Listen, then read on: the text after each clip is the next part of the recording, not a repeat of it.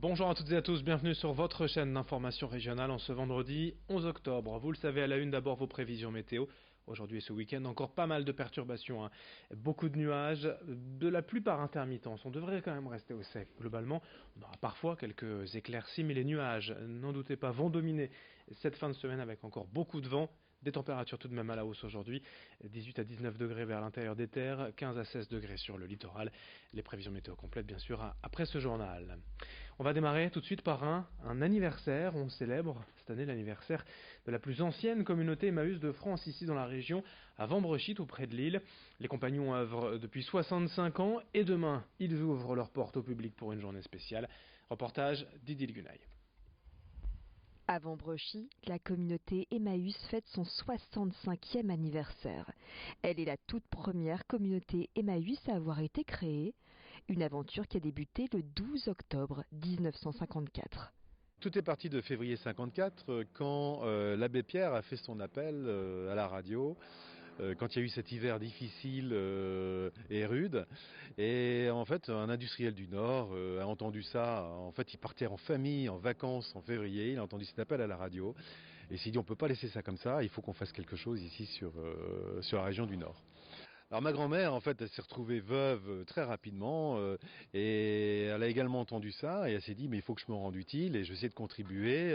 Donc elle était un peu pionnière dans cet événement et de création de cette communauté. Et donc c'était la première bénévole. Désormais, la communauté compte 220 bénévoles et une cinquantaine de compagnons. Parmi les plus anciens, Nénès, 75 ans. Il a intégré la communauté il y a 46 ans. À l'époque, ce compagnon y trouve un réconfort, une stabilité, malgré des conditions de vie rudes. On travaillait dans la boue. Quel peu qu'il n'y avait plus, mais c'était dans la boue qu'on travaillait. Les camions déchargeaient en bas. Tout le monde montait tout ici, tout était trié ici. On mangeait la soupe tous les jours, mais la soupe fraîche, quoi. Tout était cultivé. Et puis le matin avec les pommes de terre, 50 kilos de patates à éplucher avant le café. À 75 ans, Nénès continue à faire avancer la communauté et ne compte pas raccrocher. Tout le temps que je travaille, c'est parce que je suis en bonne santé. Elle n'a jamais mieux travaillé qu'à se coucher. Hein. Nénès garde précieusement les photos prises auprès de l'abbé Pierre. Autant de souvenirs qu'il a confiés avec d'autres compagnons à l'auteur Bruno Wouters dans le livre Emmaüs Vambrochy à cœur ouvert, sorti pour le 65e anniversaire de la communauté. Et la page de couverture, on voit l'abbé Pierre dans le petit chemin qui est juste derrière ici, avec son bâton, et l'abbé Pierre qui était jeune, parce qu'on a toujours l'image de l'abbé Pierre avec sa barbe blanche, et là c'est l'abbé Pierre avec une barbe brune, et avec la marche active, et avec son bâton, vraiment pour avancer sur ce projet de création de communauté. Les portes ouvertes donc chez Emmaüs Vambrochy pour fêter ses 65 ans avec des animations. C'est demain samedi de 10h à 17h. Une actualité qui va à présent peut-être aussi vous concerner. Plusieurs députés ont récemment déposé un projet de loi pour taxer les véhicules neufs en fonction du poids du véhicule. Au-dessus de 1,3 tonne, il faudra payer 15 € par kilo en plus, ce qui peut faire beaucoup quand on sait que la plupart des voitures aujourd'hui, les monospaces ou SUV, pèsent tous plus d'1,5 tonne, voire davantage encore. Alors ce n'est pour l'instant qu'un projet de loi, mais déjà les professionnels de l'automobile sont très en colère, d'autant qu'au 1er janvier, un nouveau malus sera en vigueur. Parmi les premiers à tirer l'Automobile Club du Nord qui dénonce une taxe anti-province, anti-famille, contraire aux intérêts des Français qui utilisent tous les jours leur voiture. Explication au micro de Vincent Vieillard. Ça veut dire que les voitures qui sont plus lourdes, en effet, consomment plus, donc polluent plus. Par contre, le gros problème, c'est qu'en fait, on ne se rend pas bien compte de ce qu'est la réalité. C'est-à-dire que beaucoup de familles ont besoin de voitures relativement grandes, quand il y a 2, 3, 4 enfants. Et on se rend compte qu'avec cette nouvelle proposition de taxe, ça n'est pas encore fait.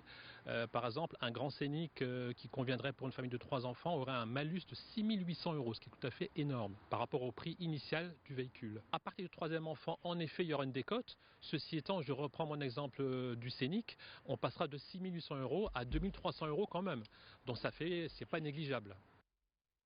Cette semaine, la police nationale organise les journées de sécurité intérieure, l'occasion de découvrir au plus près comment travaillent les forces de l'ordre dans un contexte et une actualité toujours particulièrement tendue. Hier, nous avons suivi une cinquantaine d'élèves de primaire accueillis au commissariat central de Lille Âgés de 7 à 10 ans, ils ont pu découvrir l'univers de la police et notamment voir de près la brigade cynophile en action, des chiens spécialisés dans la lutte anti-drogue. L'occasion également de découvrir les équipements de la police ou encore le travail de la police scientifique sur des scènes de crimes reconstituées. Explication au micro d'Idil Gunay. On a décidé d'ailleurs d'abord de faire un concours de dessin. On a contacté les écoles, chaque élève a fait un dessin sur un thème de la police nationale. On a fait une sorte de concours, il y aura des lauréats. Tout le monde aura un petit prix au départ quand même. Hein.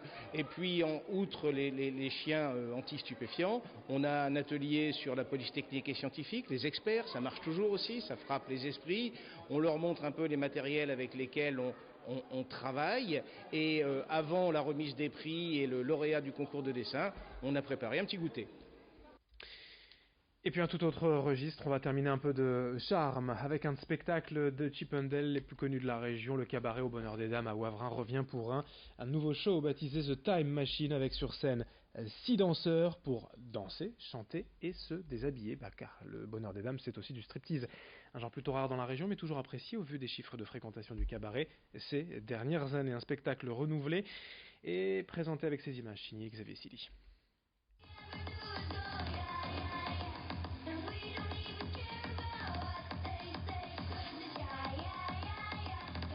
Au début c'est compliqué, c'est vrai c'est pas évident les premières fois, mais après comme il y a les filles qui répondent, justement après c'est plus aisé de le faire parce que les filles crient, donc ça nous met à l'aise. C'est sûr s'il n'y aurait pas d'ambiance, je crois que ça serait un peu dur pour nous d'enlever. Après il y a aussi des techniques pour enlever les vêtements, comme les pantalons c'est pas toujours évident, donc les premières fois c'était un peu casse-cou, on va dire que maintenant on a la technique pour bien enlever le jean, même s'il est moulant. Et ouais, c'est une habitude à prendre. Le début c'est compliqué, c'est très stressant, c'est normal, hein. On commence et après bon ça devient un travail comme les autres quoi.